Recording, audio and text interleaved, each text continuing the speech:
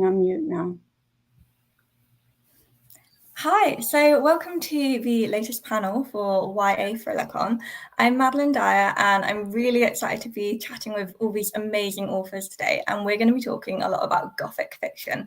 And the Gothic is just like one of my favorite things to be talking about. So I'm just going to be here soaking up all the information and advice that all these wonderful authors are going to be giving.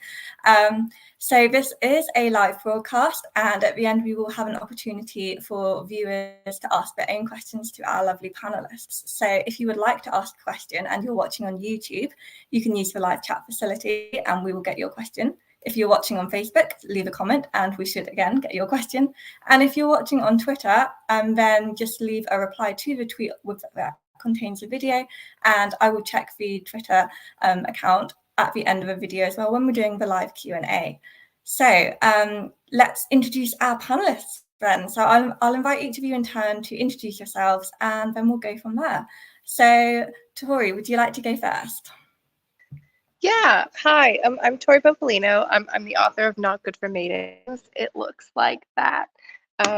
Yeah, and basically I'm just really excited to be here. So just a little background. I'm from Pittsburgh, Pennsylvania. I currently live in the UK, and I'm really excited to talk about Gothic fiction. Yay, thank you so much for joining us. And Dawn, would you like to go next? Hi guys, I'm Dawn Kurtagich. I'm the author of The Dead House and the Truth Crept In, which is the American title. The UK title is The Creeper Man. Looks like this, very creepy. And my newest one, Teeth in the Mist, the sequel of which is coming out next year. And yeah, I'm very, very, very excited to talk about Gothic fiction. It's a passion. Wonderful, that's so good to hear. Trang, would you like to introduce yourself now? Sure. Hi, everyone. I'm Trang Tran, and I am the author of She is a Haunting. This is not the final cover, and I'm really excited to be here. Yay, thank you so much for joining us. And Martina, would you like to introduce yourself next? Yes, as soon as I realized that my laptop is not a touch screen and figure out how to unmute now. Hi, I'm Martina Boone. I'm the author of the Heirs of Watson Island trilogy, starting with Compulsion. And Gothic fiction is something I love, and I love talking about it. So I'm really excited to be here. Wonderful. And Ava, would you like to introduce yourself too? Yeah. Hi, I'm Ava Reid. I'm the author of Juniper and Thorn, which has two of the most beautiful covers. I'm totally not biased at all. Yeah, I'm really excited to be here and talk about all things Gothic.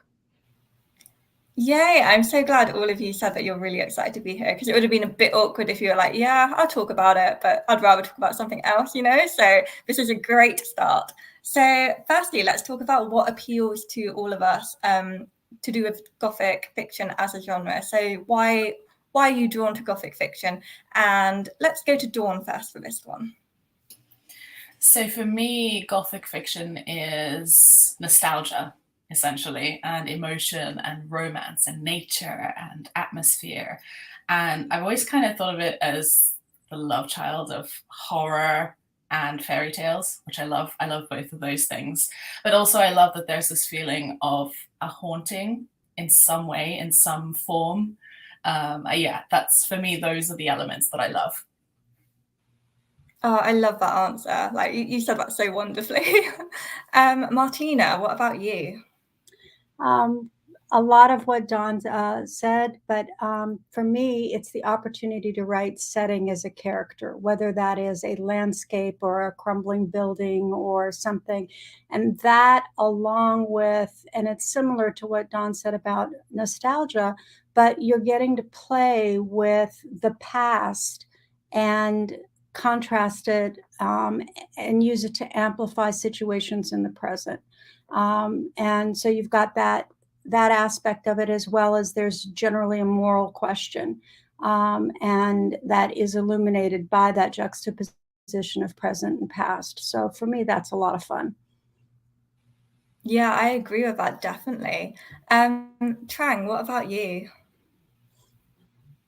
Yeah, I definitely agree a lot with what Martina and Dawn are saying. Like, I'm just really interested in the Gothic because there's this play with the past haunting the present, and it doesn't even have to be a ghost. It could just be some like traumatic past event or some unexplained thing that's kind of haunting the main character. And I find that really fun to play with, especially, you know, when you're talking about like different family secrets and like different secrets of like this, you know, beautiful man that you follow into this castle, or this beautiful woman that you follow into this castle. And I find that really fun to play with. Yes, definitely. Like secrets are a massive part of like Gothic fiction, and sort of the aesthetics of it as well. I love it too. Ava, how about you? Yeah, so something I have been thinking about a lot more lately, especially writing Juniper and Thorn, is kind of like the way that we can talk about these really interesting issues that are very relevant today, like kind of the outmoding of traditional ways and different economic systems. And like you see this a lot in classic Gothic novels with like capitalism replacing aristocratic power. But I also think that it can be tweaked and adapted in modern settings to kind of comment on the failures of capitalism today. And totally want to write a piece about how Parasite is like arguably a piece of Gothic media. That would be such an interesting piece to read. So yeah, definitely write that, because I want to read it. And I'm halfway through Juniper and Thorn at the moment, and I am loving it so much. So I'm so excited that you're here as well. Tori, how about you? What appeals to you about Gothic fiction as a genre? I just like liminality kind of as a concept, that betwixt and between situation. So I think Gothic does that really well, where it's not necessarily one thing, you're kind of between, especially with the emphasis on ghosts and secrets. Yes, ghosts and secrets. So yeah, I mean, those are the two things I absolutely love in Gothic fiction, just like the atmosphere that they bring about. So I'm just like curious how you actually started writing Gothic fiction, and whether Gothic as a genre was the first genre that you came to as a writer, or whether you started off in other genres and then just found yourself being drawn to the Gothic. So Trang, would you like to go first with this one? Yeah, so I actually started out writing fantasy, but I've always been a big horror fan. So I watch a lot of horror movies, a lot of horror, and read a lot of horror books. And I think I got my start on Gothic fiction from watching like Crimson Peak and like The Haunting of Hill House, and being like, this is so cool. Like, you know, because the setting is so important in Gothic fiction. And I felt that was like a really interesting way of exploring, you know, how, you know, sort of as what Ava was saying, like these past institutions functioned, and like it's like still a relic of today, and how that interacts with the current sort of the current climate. Yeah, I definitely agree with that, and it's particularly how it's the impact it has on the current climate, and how it sort of interacts with the everyday now as well. It just makes it so powerful. Ava, would you like to answer this question next about how you got started writing Gothic fiction? Yeah, so I was a very weird child, dark child, who was obsessed with Frankenstein, and then later The Haunting of Hill, or not The Haunting of Hill House. Oh my God, We Have Always Lived in the Castle by Shirley Jackson, which is her kind of like slightly less known book. But those are like my two favorite books. And I've always just been very obsessed with this genre. And my first book was like an epic fantasy novel. So this was definitely like a big deviation for me, but also like I think the book that I've really wanted to write for so long. Even though when I sent this book to my editor, he was just like, what's going on here? Like, what are we doing? But yeah, we're doing this now. Oh, that's so exciting. Martina, what about you? Well, honestly, I don't know that I ever set out to say, okay, I'm going to write a Gothic book. But as we're sitting here, I'm realizing that even the romances that I do for adult readers are actually Gothics. They just are called romances, and they have happy endings. But you know, it's all the elements, other elements are there. There's always that question of morality. There's always family secrets. There's always, you know, things that are hidden and that are being revealed. So specifically with compulsion, it came out of a short story that I had done for an adult reader anthology.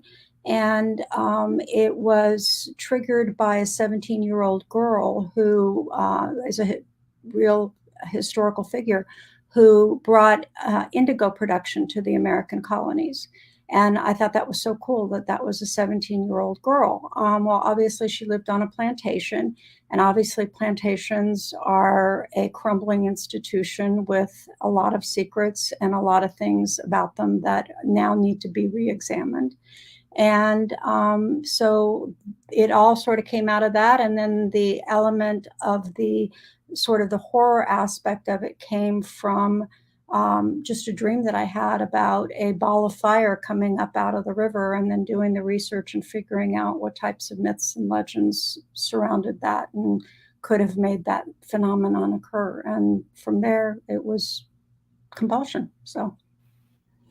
Wow, I love hearing about sort of the things that inspired books, and particularly dreams, because I am fascinated by dreams, and I know that dreams are quite an important thing in Gothic as well. Tori, how about you? How did you get started writing Gothic fiction?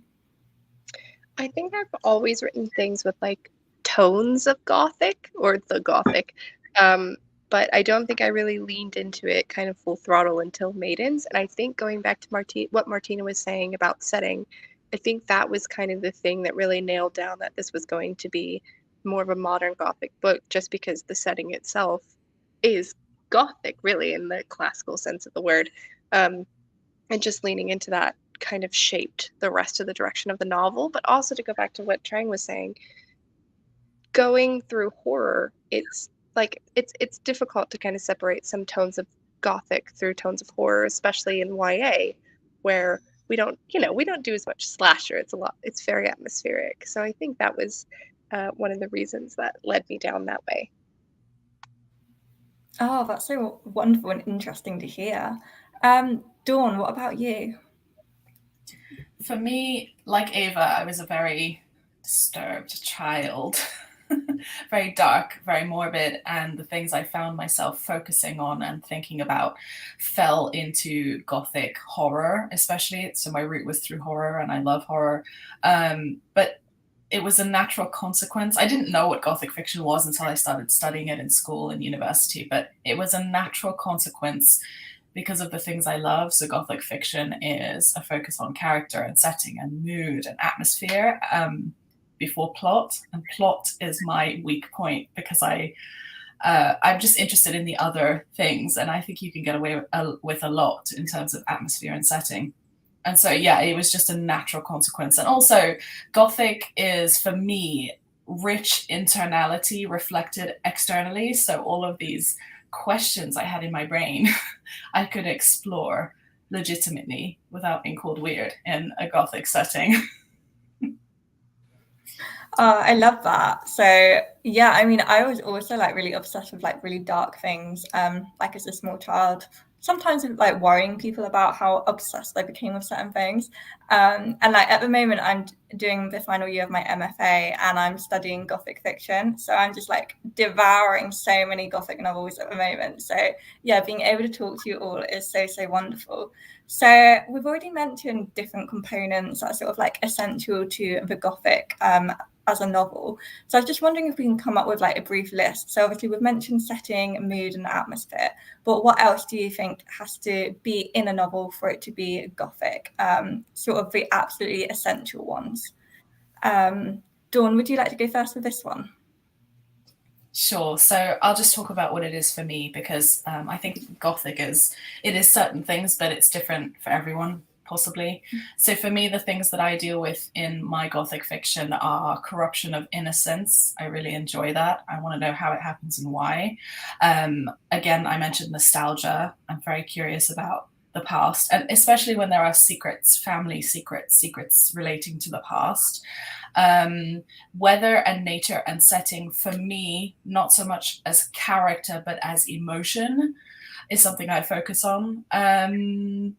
Haunted houses of various kinds. For example, in The Dead House, my debut, the house wasn't literal. The house represented a character's mind, and as such, it was fluid. The walls would change, gravity would change. Sometimes she would be walking along a corridor and then be walking along the walls. Doors would turn into windows, and it was to reflect how she felt that she had lost control of her mind at that point. It was a foreign place. So I love that idea that a haunted house can be anything.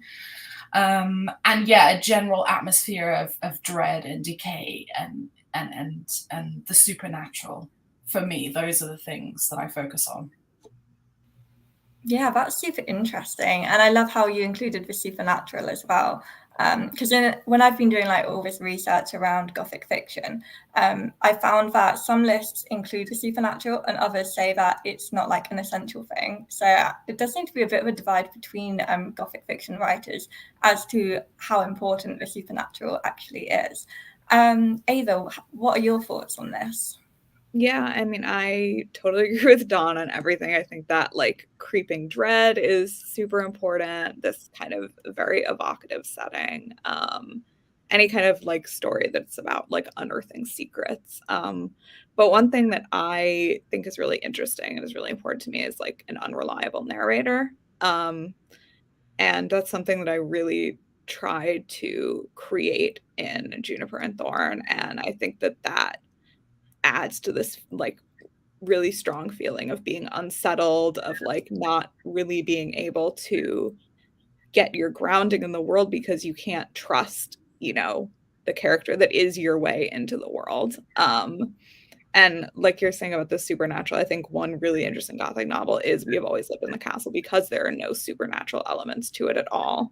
It really, the kind of horror and the dread comes from these very almost like mundane family dynamics and how they've been twisted and made like bizarre and like unnatural. And just kind of the upending of expectations of like familial love, which I think is why stuff like incest reoccurs a lot in the Gothic. And I think that was one of the really, really big things that interested me in writing Juniper.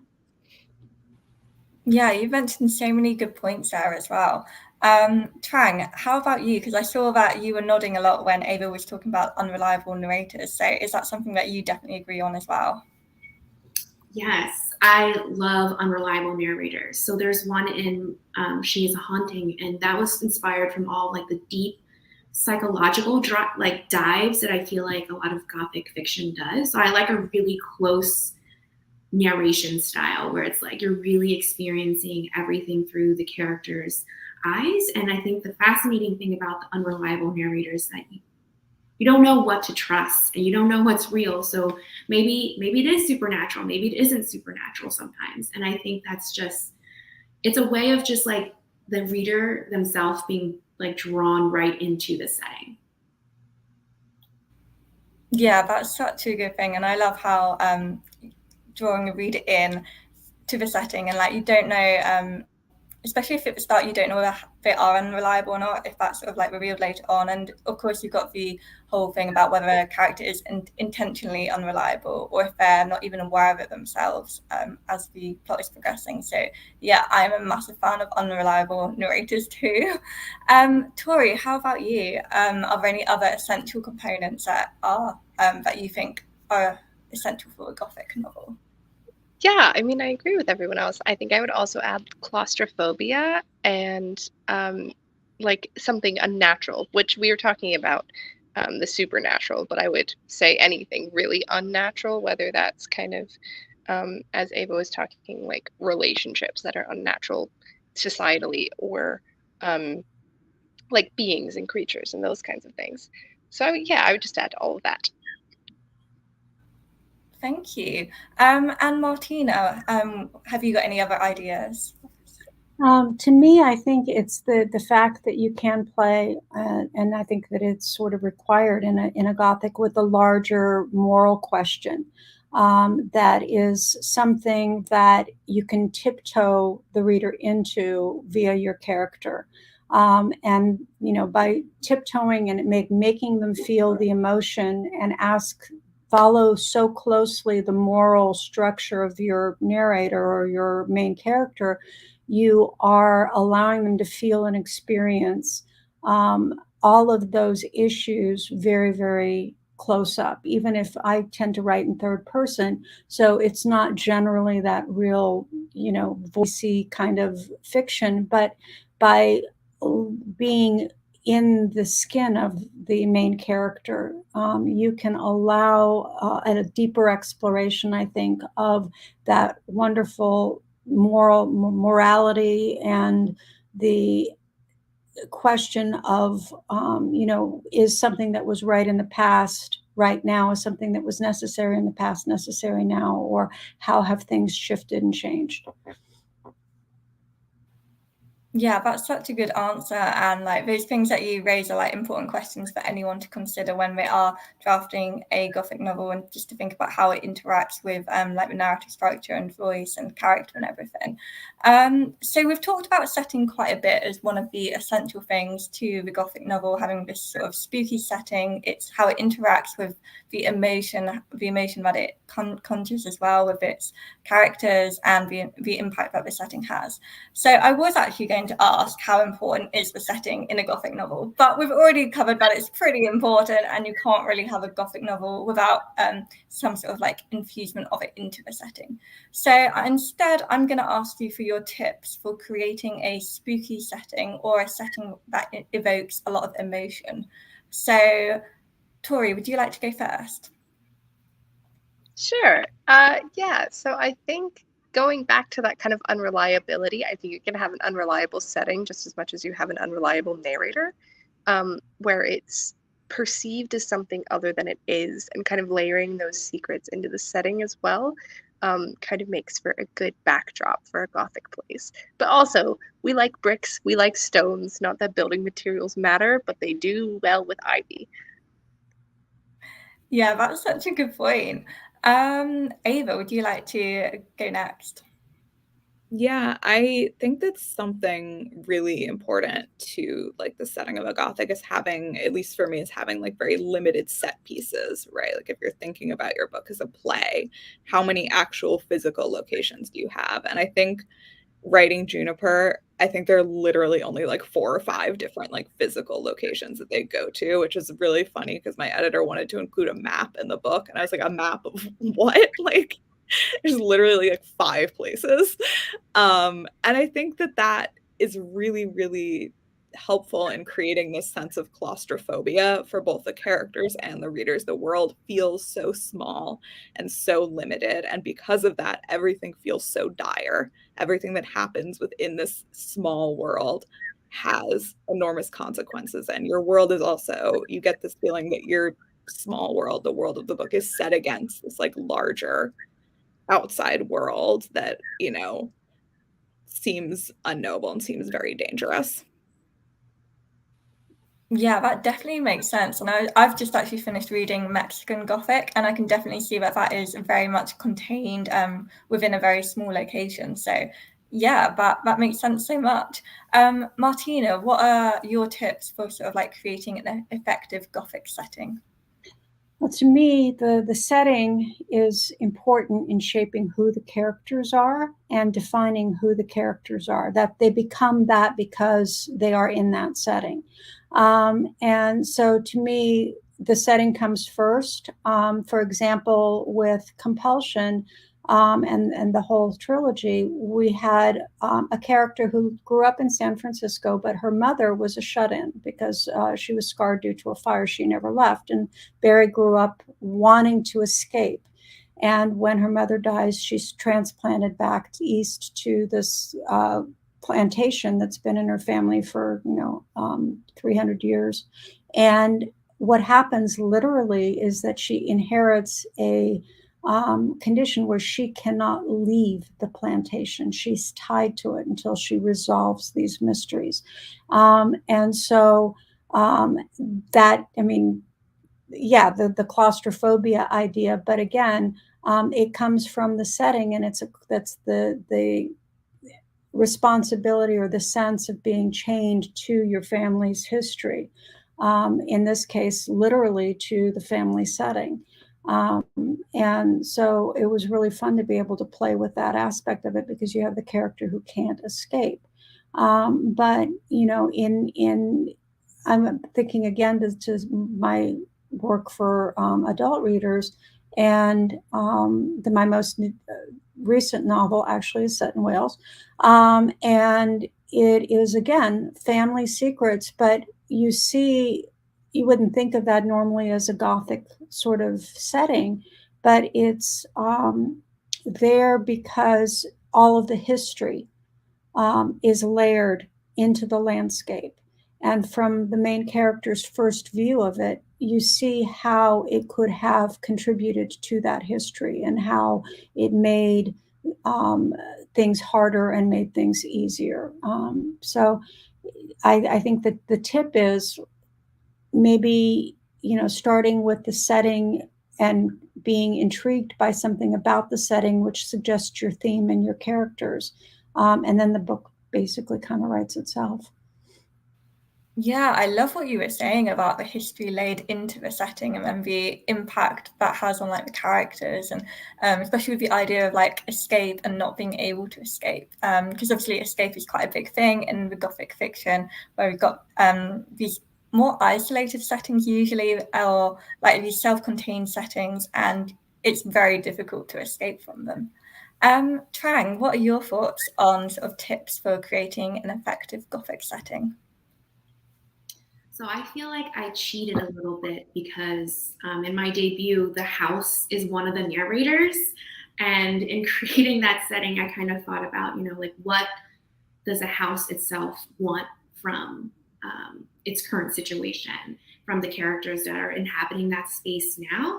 And I think if you weren't going to go so literal, I think that it's still important to think about how that setting is being cared for, how has it been cared for in the past, and kind of see sort of like the decay, or maybe it's actually well taken care of over time, because I feel like how a space is cared for kind of also speaks to how it currently feels to the main character. Yeah, that's such a good point as well about like the spaces and how like they're cared for, and like preservation as well.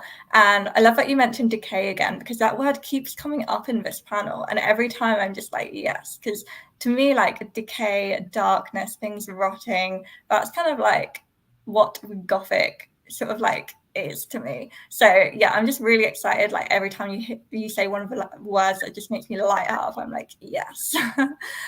Dawn, how about you for tips for creating a Gothic setting? So I agree with what everyone said. A couple of things that I really enjoy doing. I'd like to use setting as a symbol for something. So with this one, with Teeth in the Mist, mostly it's a meditation on power and the hunger that comes with it. So the location is an isolated Welsh mountain that is draped in mist that partially conceals these slate rocks that protrude from the earth like teeth, hence Teeth in the Mist.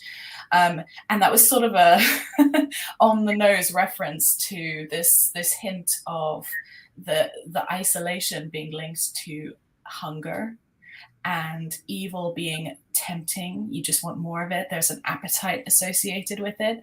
And then I also use setting to plant questions. So the building on the mountain is an abandoned, decaying water mill, but there's no water on the mountain.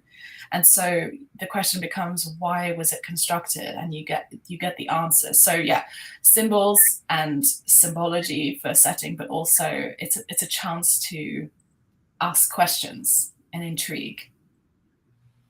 Yes, definitely. So you will definitely proven like setting is integral to the atmosphere and to the characters and how the characters interact with the setting. Like these are hugely important parts of the Gothic novel.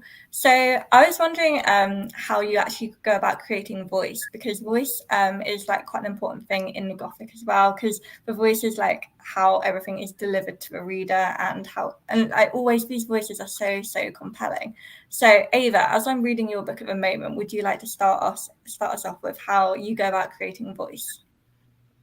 Yeah, I think voice is so interesting because it's one of those things that's very, very hard to like teach and to talk about because it grows so organically from the individual writer, and by definition it is completely unique and organic. I will say that like doing a very close point of view was really important for this book, as well as like repetition. So like a lot of readers and like my editor also were like have talked about how like frustrating it is that like Martin Lynch and the main character will like repeat the same metaphors and similes over and over again. But that was done very, very intentionally to kind of grow this sense of claustrophobia, this tension, the idea that like her world is so small that it even impacts her language and her ability to speak. She uses the same things over and over again because she doesn't know anything else. And, you know, her life is so dominated by this one figure of her, like, very domineering, abusive father. So I will have, like,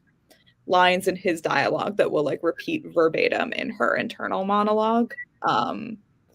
So I think that was something that I focused on a lot when creating her voice. And you don't necessarily need to do close point of view to write a Gothic novel. Like, if you kind of compare, you know, Shirley Jackson's books. The Haunting of Hill House doesn't have that close point of view. It kind of has this like semi-omniscient narration, but in We Have Always Lived in the Castle, it's a super, super close point of view. You're in Mary Cat's head. And I think both of those are equally valid, interesting ways to do the Gothic and to create this dread and unease.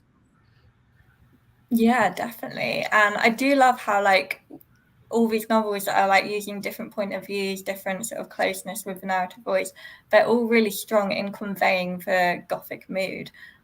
So Dawn, what about you? Like, how do you create voice? So I had to think about this question a bit because I do these things intuitively, but I did come up with 5 things that I do. So the first thing is I think very carefully about word choices. So if you were to write, she haunted the staircase, it's very different than she was standing in the staircase. So word choice, you know, using imagery to convey an emotion I'm looking for. And that's the key for me, is emotion.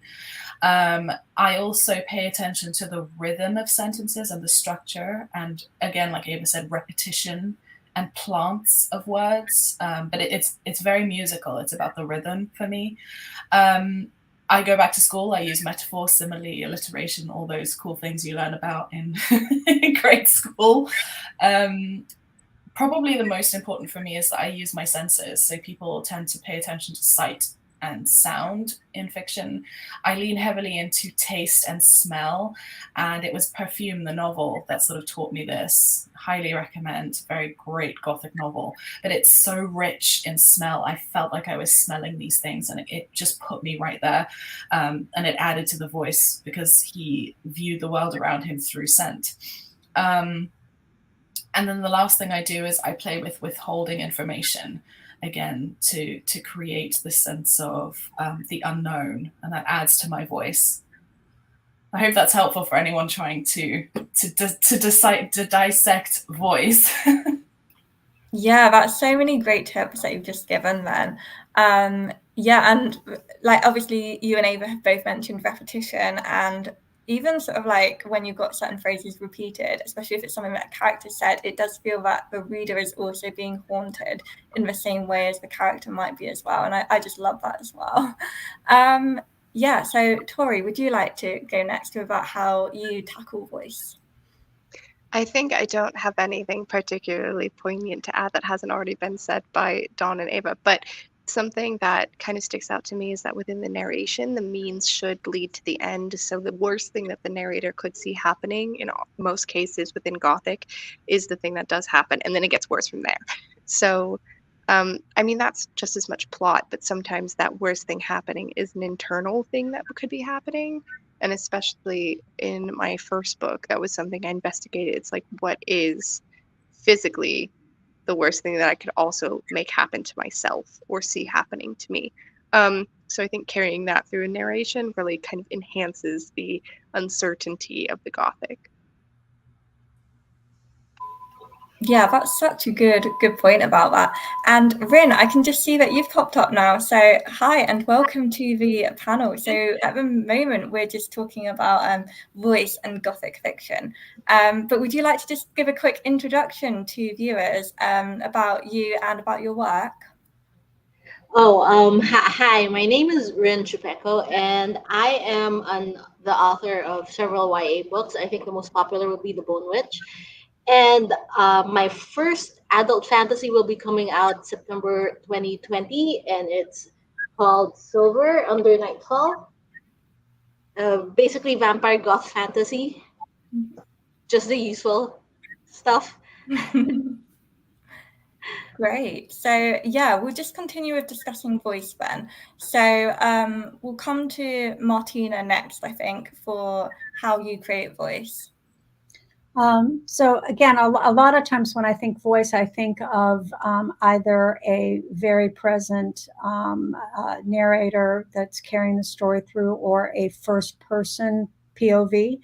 But I mostly write in third person, and actually I think the only one book that I've done that's in first person was my one non-Gothic. But for me, voice is character. So whichever character's point of view I'm in, or even if I'm not in a character's point of view, but they're in the scene, it's everything that character is. Their thoughts, the way they move, their point of view, their perspective on the world, all of that has to be there, present in the scene, in the voice, in every line of dialogue that they say, whether that dialogue is internal or external, because that's part of being character. So I don't know that I ever set out to say, oh, I'm going to write this like this. I get to know who the characters are. And when I write, that's just what they're saying. And I will go through a lot of that, as Dawn said. For me, it's about rhythm, it's about a nuance, but it's also just conveying the problem, the incorrect aspect of that character's worldview, so that you can see, and the reader can start rooting for change, because that's ultimately what happens to the characters. Hopefully all of the characters in the course of the book is that they change. Yeah, and obviously we know that change is such an important thing, like in any character arc in any genre, but particularly in the Gothic fiction genre. And yeah, it is sort of instigated by various different things, as well as like the importance of the setting. So yeah, before we sort of like loop back to talking a bit more about genre conventions, Trang, would you just like to tell us any sort of like tips for how you create voice in your novels? Yeah, sure. I think voice also comes a lot through in revision. Like, it's okay if your first draft is sort of like lacking that definite voice throughout the whole novel. What I like to do is I like a really good first line. So I'll spend a lot of time on that first line. And then I want that first chapter to really nail that voice down. And then from there, it's just like trying to get the novel down. In terms of voice, I also like to think about, I at least like to plan out like how the character's psychological unraveling is happening, because I feel like that also influences how their voice sound throughout the novel. So it's okay if like the voice of your character changes a little bit from the beginning of the novel towards the end, because like for example, in my debut, like towards the middle is sort of like where, you know, things really like hit the fan, and like that's when like there's a lot of that sort of repetition that Ava was talking about, where it's like just that psychological like unraveling that happens and how that influences the voice. So I would say like don't be scared if the voice does change throughout the novel. Yeah, and I love that you say like a lot of it happens in revisions as well. So like it's not necessarily something that people should be worrying about in their first draft, if their first draft is just sort of about getting the story down and working out the plot and the setting. So yeah, Rin, how about you? Do you have any tips for our viewers about creating voice? The first thing I'd usually do when deciding on voice for a story is to figure out what kind of personality I want to write about in that book. So, like, do I want somebody snarky? Do I want somebody a little more sober, a little more solemn? And then basically go from there. My drafting process, I think, is a little bit similar to Trang as well, in that I really love the whole concept of a first line sort of just hitting right in the feels, trying to use that first line to get people to read more and be more interested in what I'm writing about. And I do want to, as I go through my story, I really start thinking about quirks and weird idiosyncrasies, like something that would set my character apart from the rest of the characters in the story.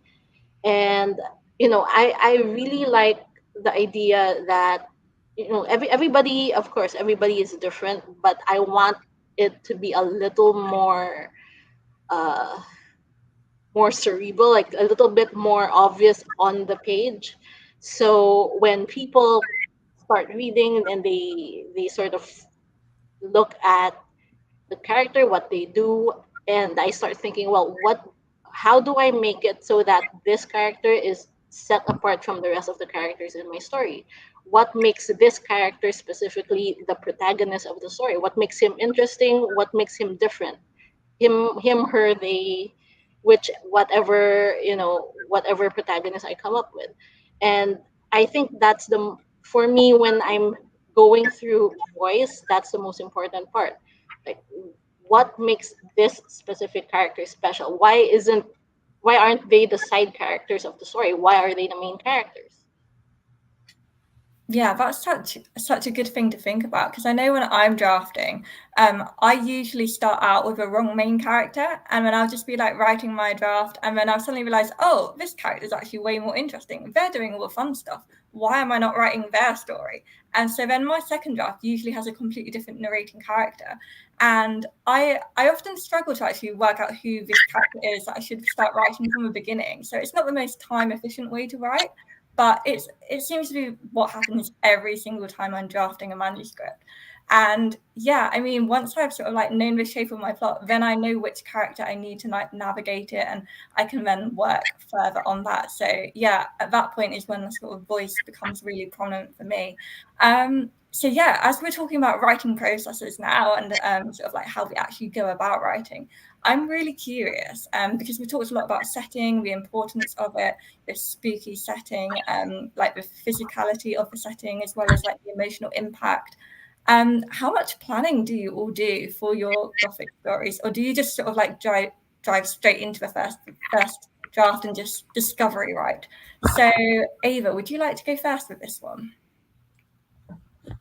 Yeah, so I am like 100% a discovery writer. I like hate outlining anything because like for me it just takes the fun out of writing.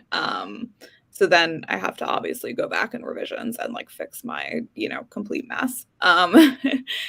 But yeah, I think one of the like kind of crucial things that I tried to think about with this book was like information management and like managing reveals of information. Because you don't want to give away too much too early, but you also don't want this kind of final exposition to come out of nowhere. You want like the reader to be able to follow these breadcrumbs. And I think that for Juniper, I literally ended up having, like, obviously after I like wrote my horrible first draft, when I went back to revise, I literally had an outline where I'd like highlight in red the places where like the main character discovers like key information, and making sure that there was like enough space in between them, and just making sure it was hitting the right notes. So yeah, my biggest tip would be like focus a lot on like the information management and the reveals to kind of keep the pacing and the tension up. Yeah, I mean, that's obviously like really integral to sort of the whole process, managing the pacing and the tension and the different reveals at different times. So Trang, how do you approach sort of your planning, whether you discovery write and keeping in mind tension and pacing? I've tried so hard to be a plotter, but it always turns out to be some mix between the two where, I write, like I know what happens at the beginning and I have an end point in mind, and I have some vague ideas about what's going on in the middle, and then I just have to do it. So it's just kind of like writing towards some sort of goal and like keeping in mind like how is the character going to get there. I think the most useful thing when I'm drafting is to think individually when I'm working on a scene, like what is the tension in this scene? But in terms of like writing the whole novel, like I have to revise a lot for the tension and the pacing afterwards, by planning out in like different acts, like what's going on. But when I'm drafting, it's like I just have to keep focus on the end, and that's the only way through. That's so interesting. So I'm intrigued now. So Martina, is your process similar to that or a bit different? So I used to think that I was a plotter. And I did these outlines, and I stick pretty close to 3 or 4 act structure.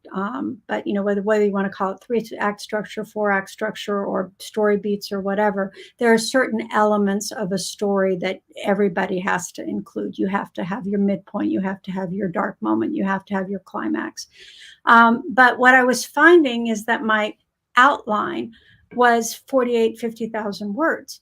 And then I really realized, okay, so I'm not actually outlining. That's my discovery draft, and then I go in, and that's the core story and the core character process.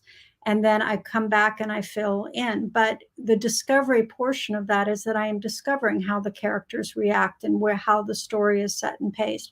I've gotten to the point now where I've written enough that I use Scrivener, and my manuscript folder is divided into 4 acts, and I just start writing within those.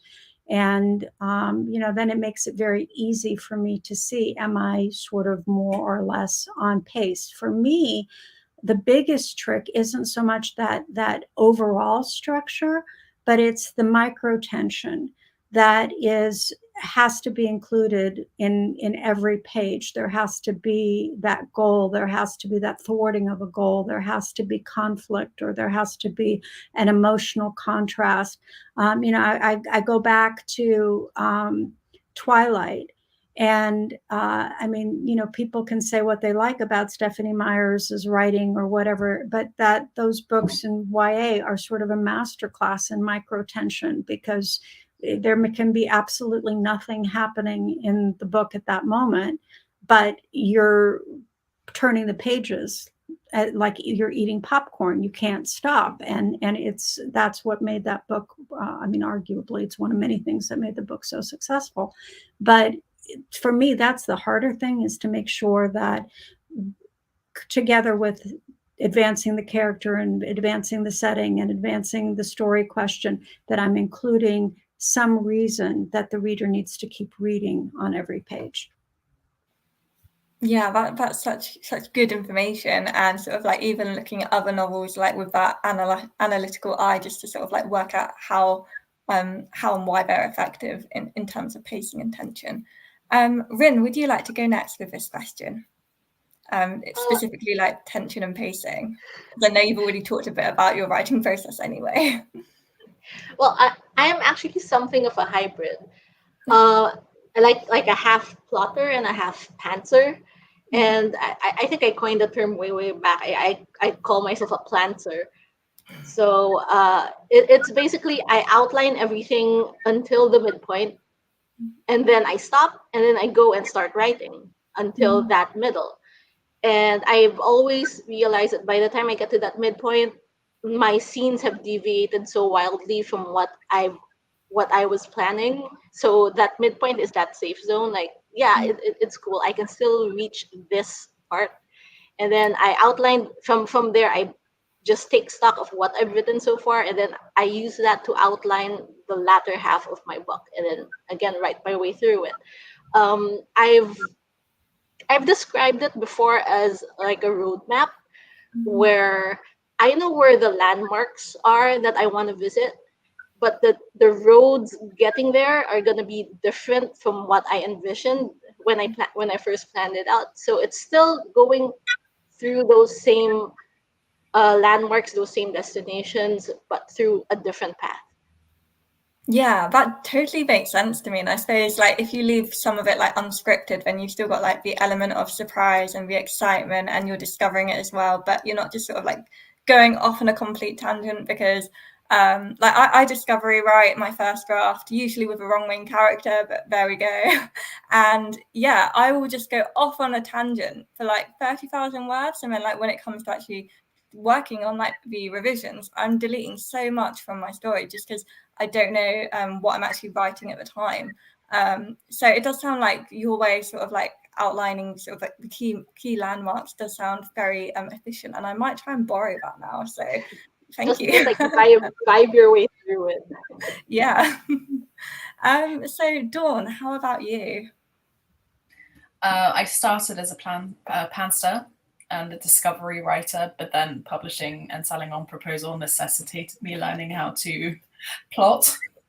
And then I went completely in the other direction, and I did a book where I had planned every chapter, and I just took the life out of the book completely and didn't end up writing it. So yeah, I'm a hybrid now as well, but I know my stepping stones, same as Rin, and I deviate on how to get there. For me, in terms of pacing and tension, I like to have my first draft be as close to finished as possible, and I do that by monitoring myself in terms of pacing. So I look for my own boredom, and because I write horror, I lean into and I chase my fear. So that's kind of my barometer. And then when it comes to edits, I'm really just going over with the brush to enhance those things, plant my red herrings, make sure my seeds are in the right place. But I prefer to focus on getting the structure and the pacing and the tension right in the first draft. Yeah, that definitely makes sense. And I love what you said then about how like you chase your fear. Like I think that would make an excellent soundbite for this panel as well. Yeah, so Tori, would you like to tell us how you sort of like manage pacing and tension in your writing process? Literally, like my outlines have outlines. So I need to plan everything. I cannot just go. Yeah, I can't. But I think something interesting about what Dawn said is how my process has changed since I've gone from like writing a book then to selling a proposal. And I think that like I used to give myself a little bit more freedom to redo stuff. But now kind of at the point where it's like, okay, well, now I have about like 4 months to write a book. It's a little bit more structured for me. And again, with what Dawn said, like I like to get my first draft kind of as close to finished as possible now. Again, because of time limits, but also just because it keeps the intrigue there for me going through kind of the editorial process too. Okay, wonderful. So we have a question sent in from one of our viewers, which is really exciting. So Darren is asking, are there any differences between YA Gothic and adult Gothic in terms of writing for the different audiences? So I'll just throw this out to you all, and whichever one of you would like to answer this one can. Or I'll be really mean and I'll just pick one of you. Would anyone like to volunteer, or should I just like put my teacher hat on and just pick one of you to answer? I'm so sorry. Can you repeat the question? Yeah. So, are there any differences between YA Gothic and adult Gothic in terms of writing for the different audiences? To me, I think it's really comes down to the same differences that makes a YA versus a book for adult readers, and that is the sense of newness and discovery that you have in YA. That sense of this is a first. Scare first, that sense of releasing from your parents and becoming your own individual, and how you would react. And so to such a certain extent, I think in YA, those experiences and the experiences of being within the Gothic landscape and having those moral questions and having the scarier aspects of it, again, those are heightened a little bit. And in the adult realm, I think they're deepened a little bit because they're not the first, therefore you have more of an emotional contrast. And so to me, that's the way I would characterize it. Yeah, that's such a good answer. Yeah. Dawn, did you want to add anything to it, or anyone else? I think she said it beautifully, honestly. Okay. Yeah. Right. Okay. So I would love to get some book recommendations from you. So I know, like, when we've been talking already, certain novels have been popping up quite a lot in this conversation. So I've already added them to my list for essential Gothic reading. So I'm just wondering, sort of, what other more perhaps lesser known novels that you think are really essential for any Gothic fan to read. So Martina, we'll start with you with this one. Well, I mentioned Twilight, which most people don't think of as a Gothic, but it absolutely is. So that is a good one to look at. She took, especially since somebody else had mentioned fairy tales, and that's really what it is it's the Gothic combined with the fairy tale to make this wonderful mishmash that sort of set off a whole new, YA frenzy and Gothic frenzy. But also, in terms of YA, I think Libba Bray's The Diviners series was really well done. And that's, again, a class in how setting as a character sort of evolves, but also just really fun and enjoyable. Yeah, definitely. I definitely agree with you on that book as well. Trang, what about you? Which novel would you recommend? I'm actually really excited about like the newer releases in Gothic fiction. Like my absolute favorite right now is The Hacienda by Isabel Cañas. It's wonderful. It's adult. And for my YA recommendation, I love this book that's coming out next week. It's called Wake the Bones by Elizabeth Kilcoyne, and it's a Southern Gothic, and it's just so heavy in atmosphere, but also the teen experience. Yeah, such a wonderful recommendation, Sarah. Rin, what would you add for your recommended read? Well, this is a pretty old book by a lot of standards nowadays, but that was the first book where I learned what Gothic fiction actually meant. And it's by this author called Mervyn Peake, and it's called Gormenghast. And it was basically the first time I've read a book and I realized how much a setting could be a character in its own right. And it has everything, like all those tension and conflict. I always like those Shirley Jackson type of books where it's not really the outsider that is your enemy. It's from within, like it's family working from within that sort of implodes in the end, and that's what sparks up all the conflict in the book. And it's Gormenghast is basically this huge monstrous castle where there's so many like weird individuals living inside of it, and how they play each other off is really a masterpiece in tension, and that's been one of my favorite books of all time. Yeah, I love Gormenghast. When I was really little, my dad got me to read it because it was like one of his favorite books, and I was like 8 at the time, and it just went over my head then because I was a bit too young to sort of like appreciate it all. And then like when I was about 18 or 19, I went back to it and I just fell in love with it. And like you're totally right, like it is a masterpiece for showing how a setting can be like this amazing character.